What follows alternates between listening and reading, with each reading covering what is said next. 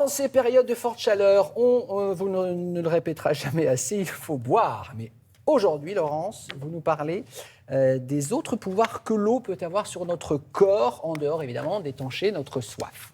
Voilà, boire sans soif en ce moment, c'est très important. Je voulais faire allusion à la thalassothérapie, le thermalisme. C'est souvent ce à quoi on pense quand on dit les bienfaits de l'eau. Ouais. Mais il y a un autre phénomène qui est en train de s'installer de plus en plus. C'est l'intérêt de l'eau, j'allais dire, en ville ou dans les jardins privés. Vous savez que les piscinistes ont fait un petit calcul après le confinement.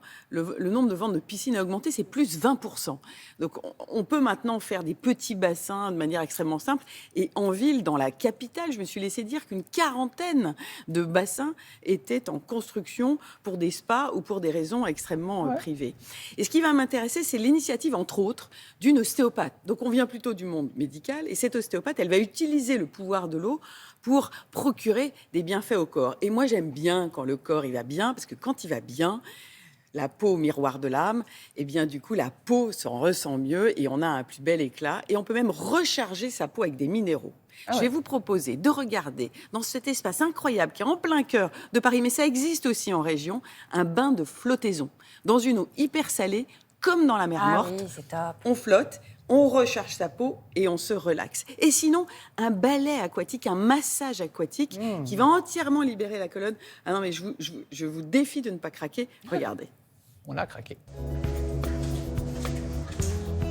Et voici votre bassin de flottaison. C'est magnifique. C'est un bassin qui est chargé de 2 tonnes de sel de magnésium. Ça va vous faire flotter, exactement comme dans la mer morte. Ça a des vertus relaxantes, anti-stress, anti-fatigue. Le sel, j'ai l'impression que ça adoucit la peau en fait. Ça amplifie le côté enveloppant et caressant de l'eau. On a l'eau qui nous porte et en même temps on se sent vraiment libre et avec une grande sensation de fluidité. Les gens viennent chercher ici différentes choses. On a les sportifs qui vont venir récupérer le magnésium qu'ils perdent pendant l'effort. On a les futures mamans qui viennent augmenter leur apport en magnésium. On a les gens qui ont des douleurs qui vont venir chercher vraiment le côté anti-inflammatoire et apesanteur pour soulager ces tensions. Bonne détente. Merci. L'ostéopathie aquatique, ça ne se fait pas dans des bassins d'eau salée, ça se fait dans des bassins d'eau douce. On va avoir ce relâchement musculaire qui va permettre de travailler en ostéopathie douce. Ce massage, c'est un versement. On s'aide de l'eau pour faire des mouvements, des ondulations, des étirements. Donc, l'avantage, c'est que le corps se relâche bien avec la température de l'eau. On peut soulager pas mal de maux aussi au niveau lombaire, au niveau cervical. On a un peu l'impression effectivement d'être dans le ventre de sa maman, de tourner à l'état fœtal, d'être dans les bras de quelqu'un. C'est quelque chose de très rassurant, très protecteur. Voilà, c'est très particulier, c'est un super moment.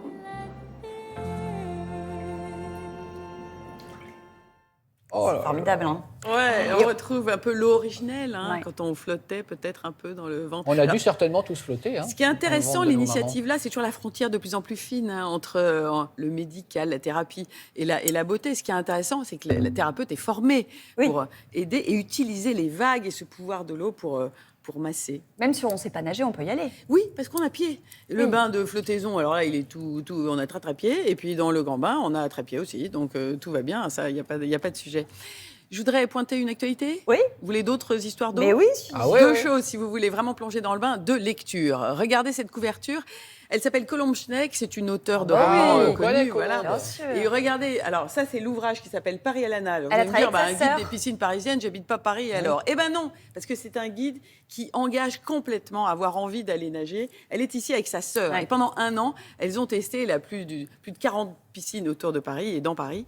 Et c'est pas simplement un guide de piscine parisienne. Alors c'est- pardon, mais on teste quoi dans une piscine? eh ben, comment le look, est-ce que Ah. l'eau est sympathique, Ah les ouais. couloirs, les vestiaires, et puis Les heures justement, d'affluence. c'est le talent de Colombe Schneck et de sa sœur, Ouais. c'est qu'entre les illustrations. Et puis autre chose, c'est pour vous dire à quel point nager est à la mode, Académie française, Chantal Thomas, journal de nage, sortie de confinement, elle a décidé de nager, d'en profiter. Alors là, c'est plutôt en Méditerranée, et elle a raconté comment tous les jours, 2 fois par jour, elle est allée s'immerger, baigner, et là encore, c'est une ode à la nage qui nous montre à quel point ça peut faire énormément de bien. Laurence, en un mot demain, est-ce qu'on reste dans les mêmes eaux? Alors demain, je vous pchite. Attention, je vous Ouais, pchite, vous allez je nous vous pchiter pchite, je vous pchite Ah avec bah, un très bien, brumisateur pchitons-nous. et je vous montre surtout quoi choisir, que choisir, parce qu'il y a des eaux différentes et Cocorico, la France nous offre énormément d'eaux de brumisateurs. Regarde déjà, j'en ai déjà Ah ouais. 5 de différentes. On en parle demain.